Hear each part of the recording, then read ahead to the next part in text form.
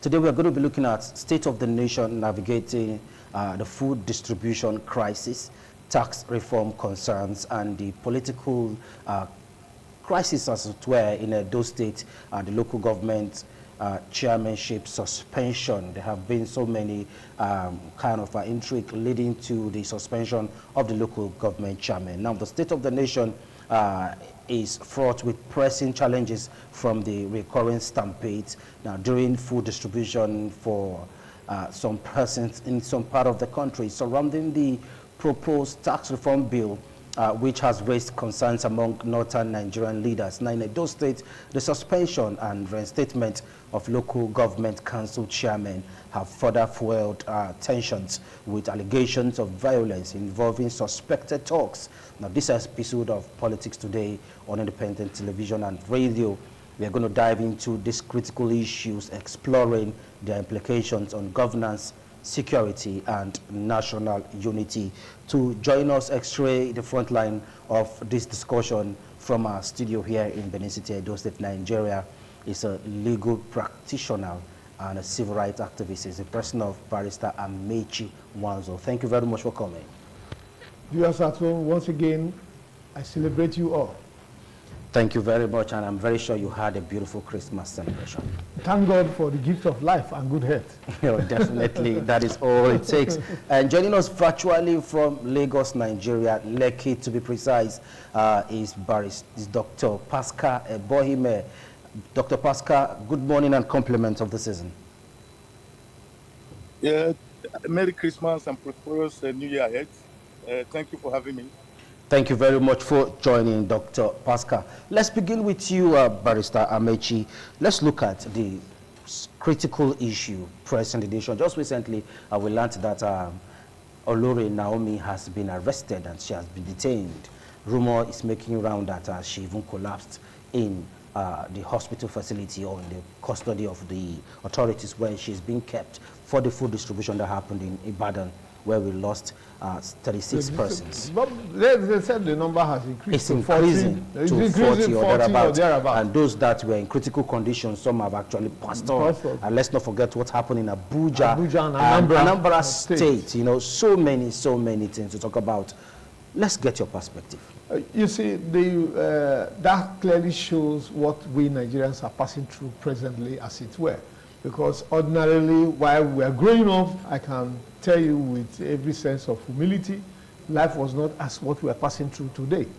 All families are going through a difficult time because of the policies of government, because of government inability to address issues that actually affects the people. Government is busy, trying to see how certain individuals will continually amassing wealth for themselves at the expense of the poor. You can imagine a situation where somebody is going to collect 5,000 naira, as it were, and you ask yourself, what will 5,000 naira buy? It cannot buy a chicken. 5,000 naira precisely can only buy 5 or 6 cups of rice if it's disheartening. It's disheartening. But you see, Nigerians have gotten to that stage that the 5,000 naira we are talking about, they don't have it. Some persons do not even have 2,000 naira on their own. And that is why you see that large number of persons who came at that point. You will see parents trying to carry their children over the fence to enable them be part of this. Those are common reasons why you have that large number of deaths, as it were. But again, those organizers were not able to manage it, because if they have been able to manage it, as it were, this issue wouldn't have been there. They failed in managing it, as it were, because they should know that because of the present economic situation in the country, there's high level of hunger and poverty. There's going to be large turnout of persons who are interested in making sure that they get a little. And at the end of the day, you see what happened. They lost their lives. Okay, let's get the perspective of Dr. Pascal, who is joining us virtually from Lagos, Nigeria. Dr. Pascal, you are in Lagos. I saw a video recently where we saw a very large crowd at the president's official residence in Lagos. Now, it shows the level of hunger in the land. Well, some persons actually said this is not the first time Nigerians are gathering in front of the president's house at Bodilion area where he stays. But to an extent, we saw a very large number of people queuing and waiting patiently to get the attention of the president. How did we get here, and is palliative the only way out? Well, this is a very good question. First, let me thank individuals and groups who have been involved in supporting the government in distributing food palliatives to Nigerians. But more importantly, I believe that such situation can be avoided if we follow what I call the best practices. Why do I say so? Because a situation where you are going to distribute food palliatives in a country where there is hunger and poverty. Of course, we're a plural nation with a lot of differences in politics, religion, ethnicity, and the rest of them. All this will affect the way and manner in which we distribute the food items. But more specifically, what we expect individuals and groups to do in carrying out a very thorough, inclusive, and a more systematic approach to distributing palliatives, food palliatives. One is to adopt a community-based identification and targeting. What that means is that there should be clear needs assessments of those target groups, like the vulnerables, the widows, the orphans, the low-income groups, and so on and so forth. And you can do so by involving local people, the leaders, the churches, and then the entire process must be seen to be transparent and inclusive. In other words, you must publicly announce the criteria you want to use to distribute them. Then the third point I have to make is the actual distribution itself. You can have a scheduled program whereby, rather than having everybody to go to a center at the same time, which will lead to a large queue and a stampede. What you need to do is to schedule payment and make sure that there are multiple distribution channels. What I mean, the venue or the location should be many, so that people don't need to go to the same place, which can lead to that kind of situation. Then again, it is important while we are distributing food to pay special attention to how do we distribute this food, or how do we identify the people. I believe with SMS, with digital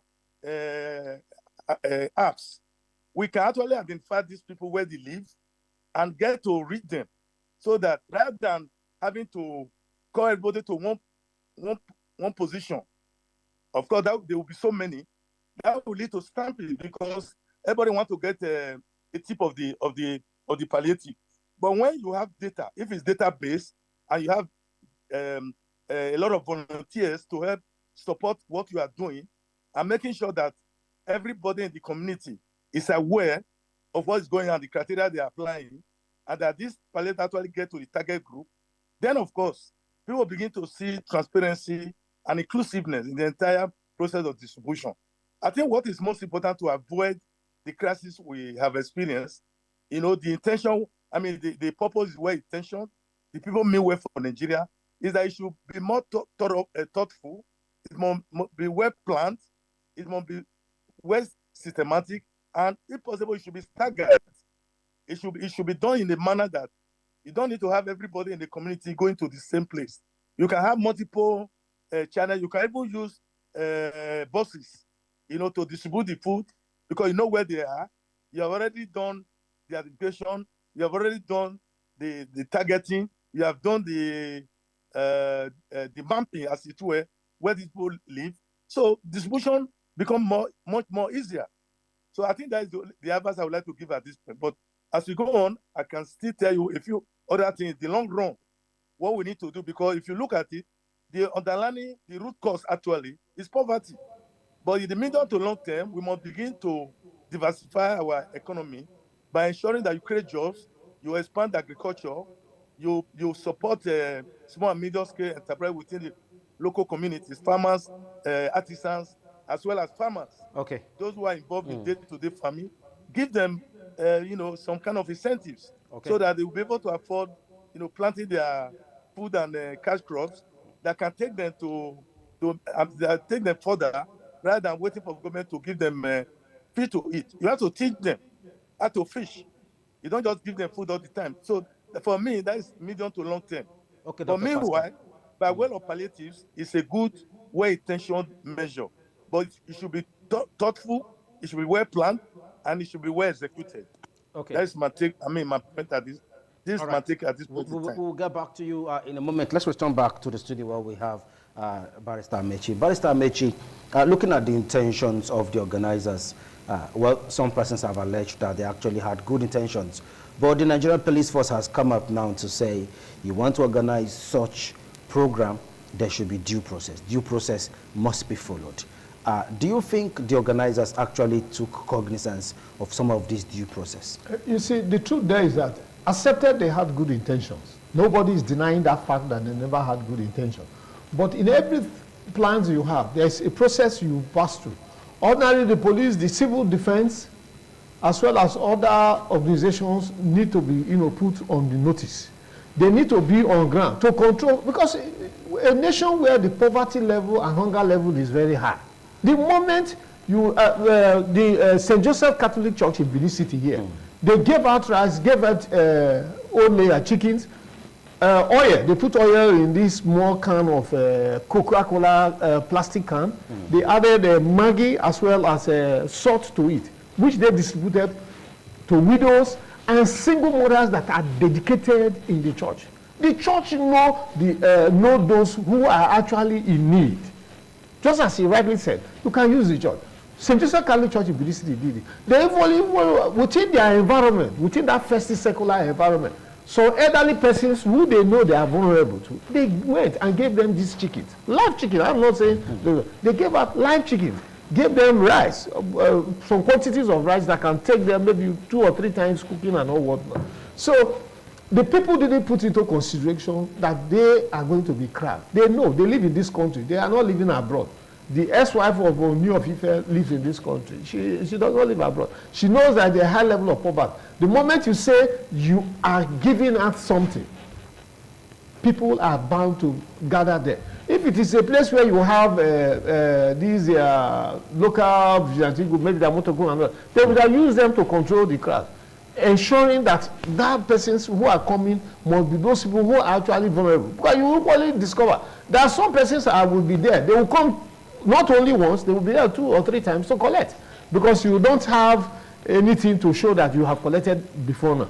Just as equally suggested that there should have been different points at where all these things will be given out. But you also discover that the Nigerian factor will play. They didn't put into consideration the consequences that will emerge from this, because they were looking at the angle, I want to do good to Nigerians who are hungry, who poverty has eaten all that has to do with them as a people, because their leaders have failed to do what they need to do. Because ordinarily, I don't see how a nation like Nigeria, a nation that produces oil, a nation where the land is green all the year round. I want to tell you with every sense of humility, the land is green. You plant all the year round in this country. I don't see no reason why Nigerians should be hungry. But because our leaders have failed us, and we the followers are part of the problem. Because I tell people that if the follower has not agreed, the leaders did not come from the sky.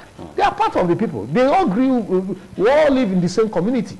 How did we now allow these leaders to use us to the extent that we have forgotten where we are coming from? And that is what we are passing through. That somebody say, I'm giving you palliative. Giving you palliative of what? 5,000. Giving you palliative of a pack of rice. I even learned, somebody told me that the political, one of the political parties gave to their members 60 cups of rice. You can imagine a situation. A family man will go and queue and collect 6 cups of rice. What are you going to do? It's a political party in this country. A political party in this country. In this state, they did it in this state. One of my boys, he came to my office. I said, sir, they called us there, they want to share.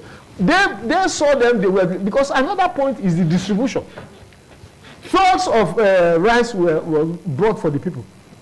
But at the end of the day, the leaders hijacked it, the normal Nigerian factor. They gave out some bags to them. These bags, they were not sharing 6 cups. That was what was given to him. So you find a situation where we have lost the dignity in us as a people because our leaders have woken up from their dream, because I believe they are still dreaming. That is where they have kept us to that point that they no longer see us as human beings. They see us people who are always cap in hand begging. People who will continue. It's just like somebody who is wearing a chicken. When you throw the corn, the chicken will come from. That is the way they see us. Okay, Dr. Pascal, quickly, let's put this part to a rest as we move on the program. To an extent, the sitting president has actually said in his media chat that he's not ready to downsize his cabinet. As a matter of fact, we all know that we are yet to see the list of the ambassadors in this administration. So if the ambassadorial list is yet to get to the public, and we have a very large numbers already in his cabinet as ministers, do you think the government is sincere with the people? Well, when you talk about appointment of ministers, appointment of ambassadors, they are a way of putting the team together for the president. The president is trying to put a team together to help him execute whatever strategy, whatever policy, whatever budget he has for next year. We are moving to next year now. There is, according to him, he's very hopeful that if the budget is well implemented, Nigeria will see the light of the day. But for me, the appointment of ambassadors should not be a clog in the wheel of progress. Time is of the essence. By now, they should have finished with the issue of forming a team or putting together his cabinet in terms of ministers and ambassadors. Because you need the competent hands, people to help drive the policy and strategy of the government. It's because Tinubu cannot do it alone as the president. He needs these people who share the same vision with him, right, to carry out this assignment. But I think more importantly, beyond the appointment of ambassador, which I believe is belated, it should expedite action on it. But now they ought to have come together, go on a retreat, go through the strategic document of the government for the next 2 or 3 or 4 years, so that these people can share the vision. Unless they share the vision and they are ready to run with it, then of course we are going to get back to square one, because these people will just go to their various ministries, various posts, and they will be operating in silos. We don't want that in this country. We want a situation where the president by now would have put together his team, because one of the qualities of an effective leader is being able to put up a formidable team, a cohesive team, a team that will have mutual trust, a team that we have a common understanding of the vision. So, and they will run with that vision and therefore drive the strategy of the government, medium to short, medium, and to long term, so that the country can be better off. I believe that, it's not wrong if he had to carefully select his ambassadors. It's better to get it right than to get it wrong. Okay, so Dr. that Nigeria Pascal, will be better off. That is my take on this. We are due for a break. When we return back from this break, we'll be extending the front line of the conversation. Do stay with us. Welcome back from that break. If you're just joining us, Still Politics today, reaching live from independent television and radio. We are moving on with the conversation. Dr. Pascal was on, he was on the floor before we went on that break. We still have Barrister Amechi Wanzo here in the studio. All right, let's get back now. Barrister Amechi, you listened to what Dr. Pascal said. To an extent, do we really need these large numbers of persons in his cabinet? To me, there is no need. We don't need it. We must tell ourselves the truth. We have long passed this stage. We are practicing democracy that we borrowed from America. Have you asked yourself, is the American type of democracy, is it the same we are practicing here? You have an SSA. Your own SSA will have his own SSA. We have his own special assistant and all what. You have chains of persons all gathering in the government house doing nothing. Some sit at the mango tree. You go there, you ask them, you say, I'm SSA on this, I'm SSA on that. At the end of the month, money is taken that would have been used to put in infrastructure. Money that SSA, would have, no office. No office, under the mango tree. Then go to government house here. Even here in BDC, I have the opportunity of going there because of the opposition I occupy as a lawyer. So the question there is that gathering the ambassadors, you have some countries that you don't need to have an ambassador there. The one that is in charge of a particular country can at the same time play the role there, because it does not actually need, it does not need everybody to be at that point, as it were, because it is money we're talking about. A nation that has not been able to ensure there is infrastructural development in the nation. We are talking about certain reforms that the man is talking about. These reforms that he's talking about, the large number of persons should be part of the reforms too. You are not going to continually gather people who play one little or no role. One person can play the role. It's just like sometimes I tell people, what is the role of the road safety, as it were? What is the role of the police, what is it called? The police, the one that, you know, goes around to monitor, they will stop you, say, where is your driver's license and all whatnot. All of them, their role is to ensure that there is free flow of traffic and all whatnot. But people are duplicating jobs, as it were. So I see it that it is a waste of fund, money that would have been used to improve the infrastructural development in the nation, as it were, would be wasted, all because a man wants to. And again, you ask yourself this question. All these people that are appointed are those who are friends. Because Nigerians see politics as an avenue to settle my friend, settle my in-law, settle somebody who is close to me. That is the role. Because when they are bringing these persons, ask yourself, where are they coming from? What is their pedigree? Where have they been able to contribute to the development of their communities, where they lived, at which point in time? Okay. When you find out that these people have no contribution, they have not made any contribution, even in their own family, as it were. How many persons have they assisted to ensure that in their family, that their family is doing well, let alone in the communities? You have a local government councillor, ask him if he has gotten to his ward. He has not gone to his ward. I don't even know the one in my ward.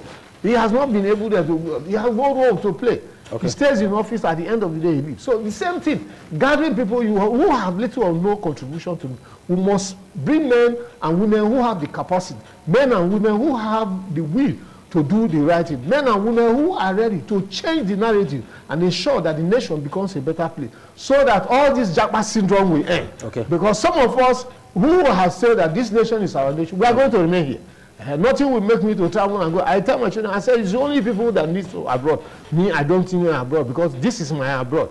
If not for the government has failed, ordinarily, nobody here needs any other thing. Because if the government puts right, what does Nigerians need? The basic needs of life. You have a roof over your head. You have there's water, there's electricity, there is a good road, you have schools and all what where the children can go to. That is what contentment is, what is lacking in most of us. Because of lack of contentment, that is why a man will want to acquire wealth, be the house in Ring Road, be in Ababa, be to Selu and all whatnot. At the end of the day, we all goes to a level ground. Okay, Dr. Pascal, let's quickly get to you now. How can the government, he talked about some of the reforms and policies, talking about the reforms now and policies. How can the government balance the need for tax reform with regional economic disparities and concerns? Well, this issue of the new tax reform bill before the National Assembly has been the contentious issue. I think in this same forum we discussed that before. I would like to repeat that for a plural nation, such as Nigeria, like many other plural nations, we must expect in the implementation of any major policy, change or reform, to have a lot of resistance because of the plural nature of Nigeria. For instance, we know that there is diverse economic interests because of regional disparities between the North, East, West, and South. And also, we also know that politically, we don't have a one political system. We have partisan conflicts, and we also have power struggles. Then we also have the issue of cultural and social sensitivities because of the plural nature of Nigeria. And the issue of coordination, therefore, in a new policy such as the tax reform, must be so that you must manage the relation between the federal government and the state government and the local government on the matter of tax. And also, whether or not you have the administrative capabilities at the federal level, particularly at the federal level, to be able to execute the new tax reform. Then it is also important, like I said earlier on in another forum, that communication and advocacy is part of this business. Unless we have effective communication strategy and build into the reform or the change management, the change process, so that there will be use of simple language, simple messages translated in various dialects or languages in Nigeria, Hausa, Igbo, Yoruba, and also avoid jargon, use of jargon in the B, and also ensure that is effectively communicated using the various languages, so that you tell the people, Nigerian people, the various stakeholders, the benefits of the new B, which is we are talking about. Then, of course, there are legal and constitutional constraints which must be addressed as far as that is concerned. Of course, we are talking about the economic impact. If you look at the transition cost alone, moving from where we are now to where we want to be, these are issues that we must trash out.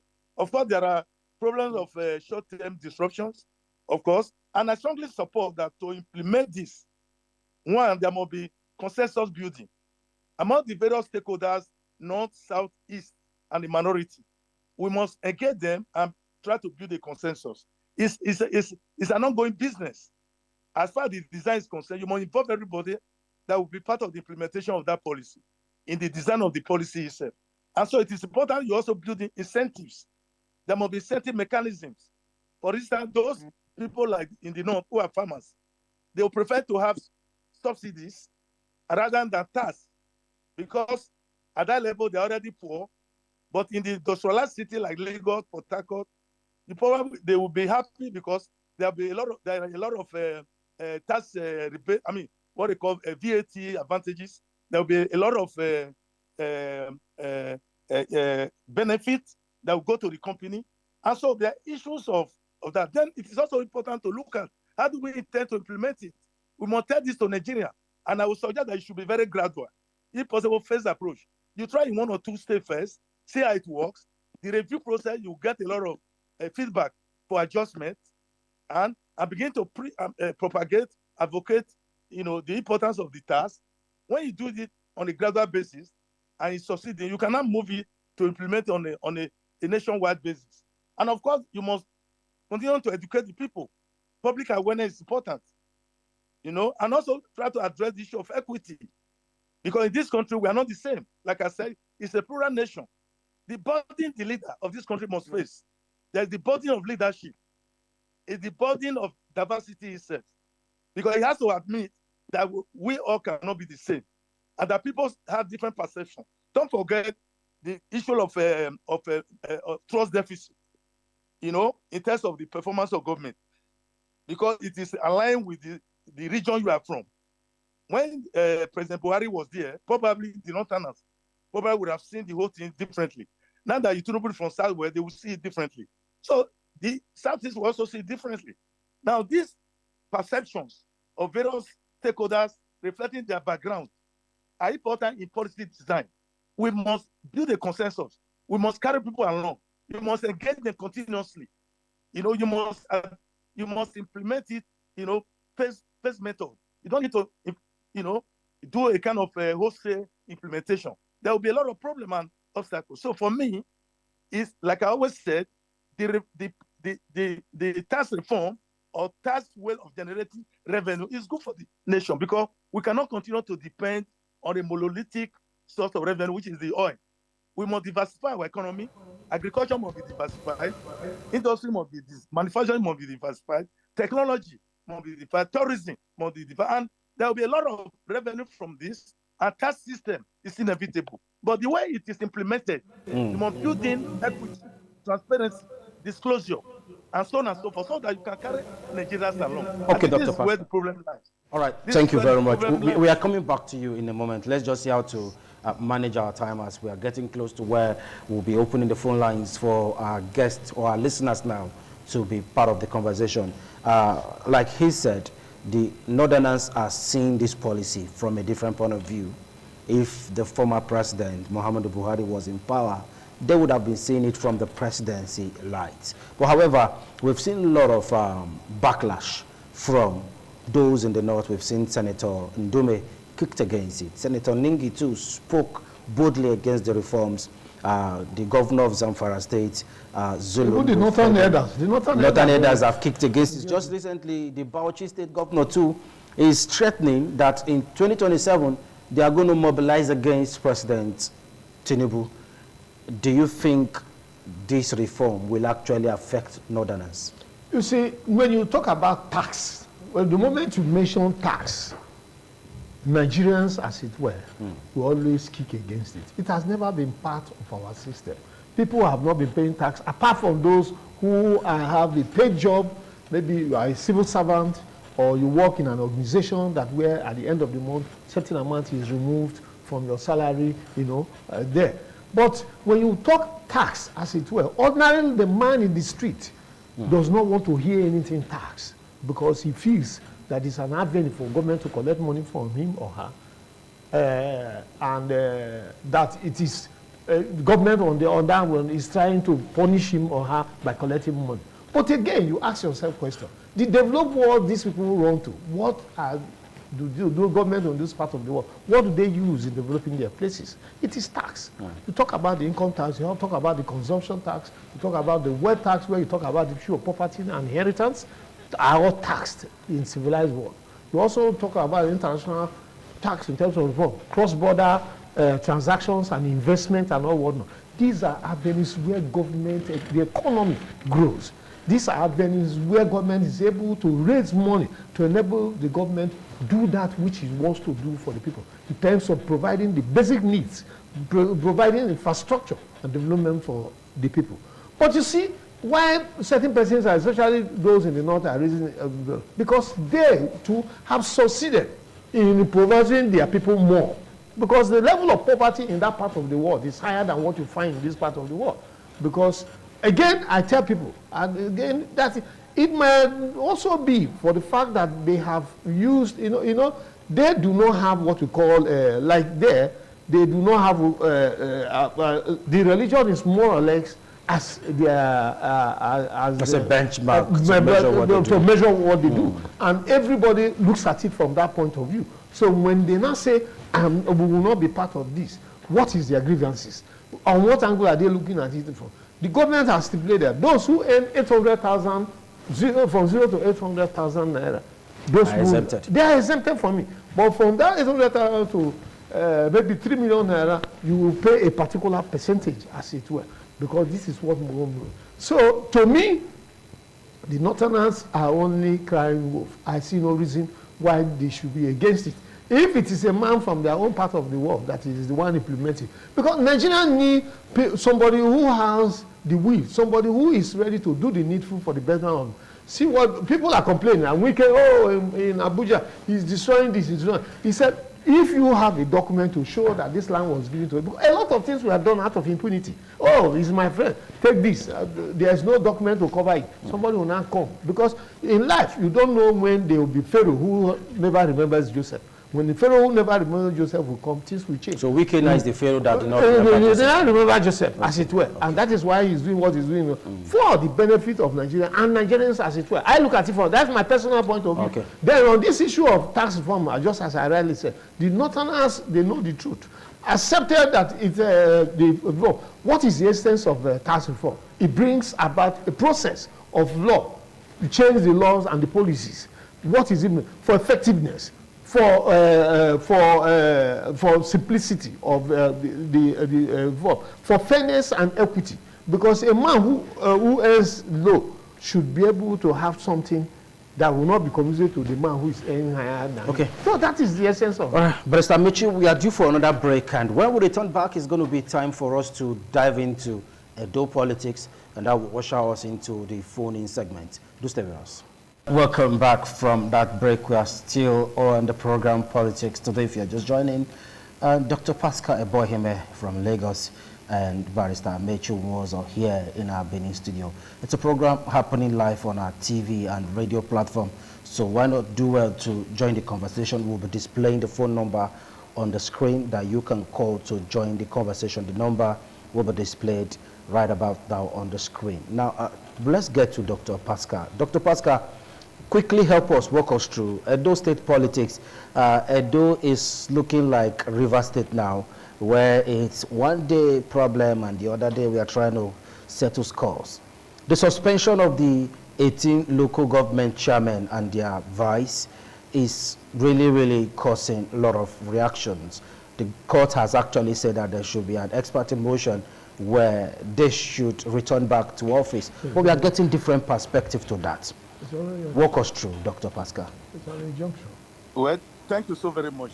In the Edo State politics is work in progress. We are yet to get to the final bus stop, as we all know. It is rather unfortunate that at this point in time, given the background that led to the election of the governor, that the new governor was so much in a hurry to talk about abrogation or dissolving the local government council in terms of removing the 18 local government chairmen. I believe that, for me, is a violation, of democratic principles, complete erosion of local autonomy, and also the disenfranchisement of the voters or the people of Edo State. Now, don't forget that the Supreme Court already has given the ruling, which was facilitated by the President of Nigeria, who incidentally is our leader today, that local government have become autonomous, in terms of devolution of power, not only in terms of finance, even in terms of administration, and even political arrangement.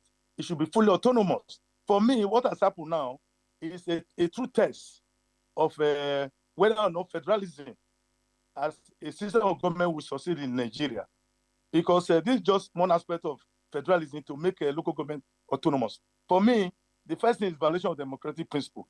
The two is a lot of this also tells us that something has gone wrong because it touches on breach of constitutional issues. When a breach of constitutional issue that relate to the democratic elected individuals to the local government or to the state or federal. These are constitutional matters. I believe there are a lot of judicial challenges if they allow that to go ahead because they are going to challenge the governor in the courts. And I believe that another challenge will be setting a wrong precedence, because when this happens now, you expect that in another state or at another time, a governor can just come and after chairman have been democratically elected, they'll say, look, you are no longer needed for no reason at all. You say you are no, because of political fallout, because of what I call partisanship. Now, the issue of political fallout is there in terms of intergovernment tensions between the state and the local government. Of course, this is partisan. And of course, also that there's the loss of public trust in government. So when this thing happens, and because of political instability that will ensue, that will lead to what I call ethnic and sectoral tension in the country. And I also would like to mention that this perception of marginalization, this perception of, what I call polarization, which has become heightened when you do a thing like that, even within the Edo State. Don't forget that we have the Edo South, Edo Central, and Edo North. When this type of thing happens, some people probably would think that it's being masterminded by some political stalwarts in the APC. But Pascal, the governor should have a say of his own. Okay. He's a leader. He should know what is good for the state. If All right, you Dr. want to Pascal, carry just the hold on. along, We have a caller on the Yes. line, Dr. Pascal. Hello, caller. Good morning. Welcome to Politics Today. Good morning, my good brother. This is USA on the line. USA, thank you for calling. My good brother, I have no apology. Practicing black. A civilized democracy as defined by my own very self. A civilized political system. A civilized nation. A nation on all fronts. Policies, education, etc., etc. Protecting citizens home and abroad. Of democracy. That is by Nigerians. You just come aboard. You bribe some persons, power, you start stealing. That's on their own. You don't have to look at one side of the coin without looking at the other side. When Obama was coming to power, the war soil. His school children contributed, not to talk of adults. He will collect money from police. That he will come to equity. Must do so with clean hands. Those were the good and intelligent ones. Those who became what? In our current day, what? Of human beings, what do you have? That will bribe you, and you expect them to do what is right. It's not possible. This is the origin of how we got here. Okay, USA. Hunger, this is the land. Okay, thank you, USA. This democracy, you first of all go for those things you need. What in a nation? Because you need to develop agriculture. America has it all. Look at other areas. Invest it. All these things. It's not how many houses to have. Okay, USA. Thank you very much, USA, for calling.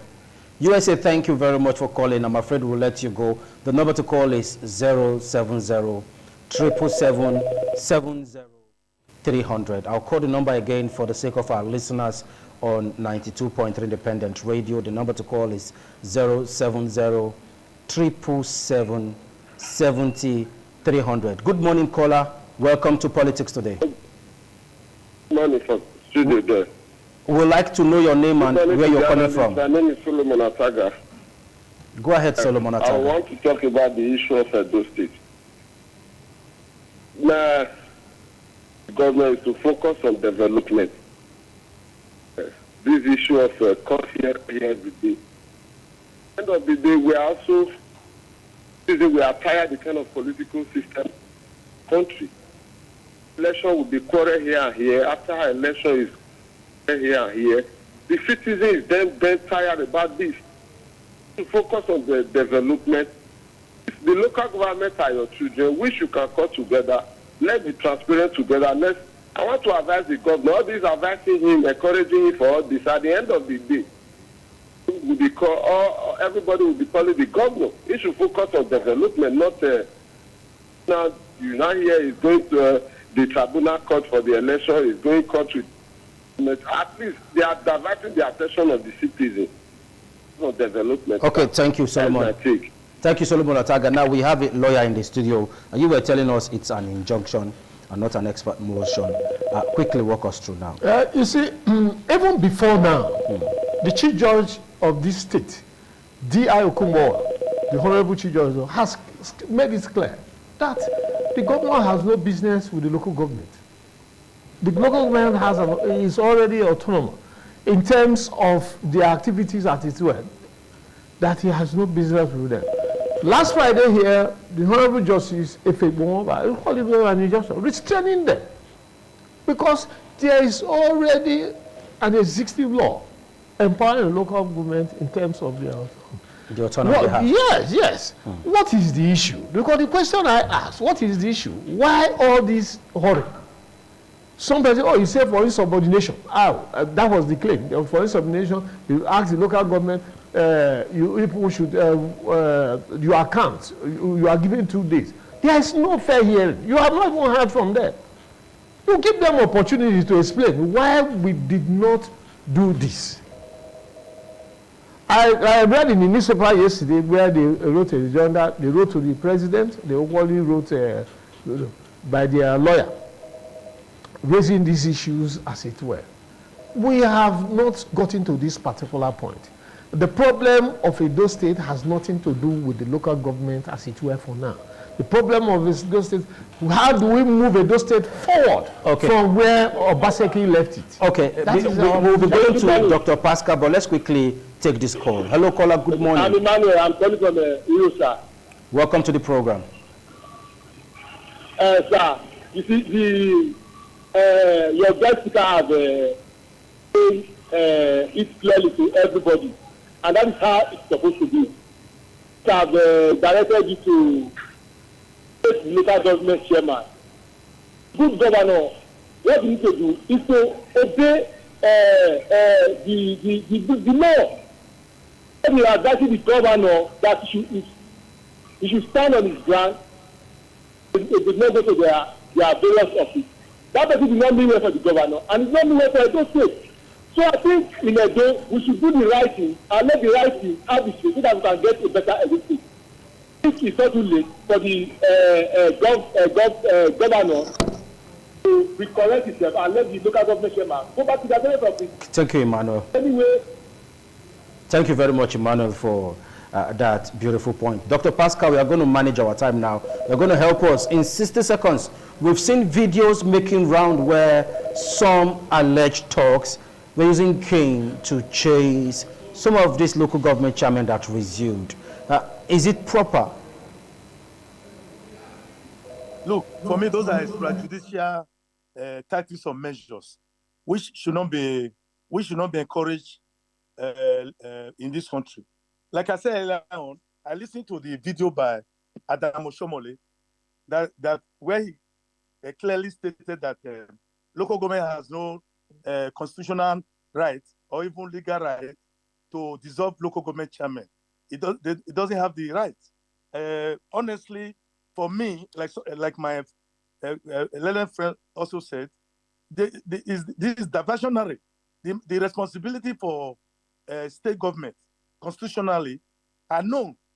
Let the governors face his mandate or his responsibility to deliver the goods for the people of Edo State. The local government, on the other hand, they have their responsibility. Leave them alone. Even if he has a job for the local government, he should make it public. Let people know the job he has assigned, and see. Let us all see whether the existing chairmen are unable to execute those assigned jobs. The governance of the state should not be politicized. Partisanship should be removed. As soon as he became the governor of Edo State, he's now the governor of all, not the governor of a political party. For me, you need to be circumspect. You need to consult more.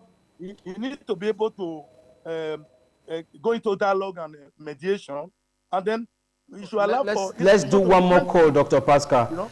Let's give the listeners and viewers benefit of doubt so that they can also have their say. Hello, good morning. Hello, good morning. Okay, we lost that call. Barrister Amechi, finally, quickly. Okay, hello, are you there? Go ahead and make your contribution, please. Your name and where you're calling from. Well, we can barely hear you, please. I'm afraid we'll let you go. Barrister Amechi, quickly, help us, 20 seconds, your final take. To me, the governor should concentrate on governance. The law is very clear. You cannot change what the law has actually established, as it were. The local governments, for now, they're autonomous. I remember in 2017, Baseke did inaugurated a committee led by then Attorney General Osaze Uzi to ensure that the local governments, their full autonomy was given to them. And of recent, the Attorney General of the Federation has equally told you that your action is unconstitutional. The court in Edo State has equally said. The Chief Judge of Edo State, which is #1 person in the judiciary, has equally told you that your action is unconstitutional. Okay, Doctor. So to me, just as I said before now, our concern is how do we move Edo State forward. We cannot go back to Egypt. That is what. Okay, thank you very much. I'll take that as your final take, Barrister Amechi Nwozo, for coming. We appreciate you. And of course, Dr. Pascal Ebohime, we thank you very much for being part of the program all the way from Lagos. This is how far we can go. Like I told you, it's the last edition for the year. I want to sincerely thank you on behalf of your regular host, Dr. Soniju Kokosun, for always joining the program. My name is Daniel Prezo Sedebame. Have yourself a blessed 2025 ahead. Bye for now.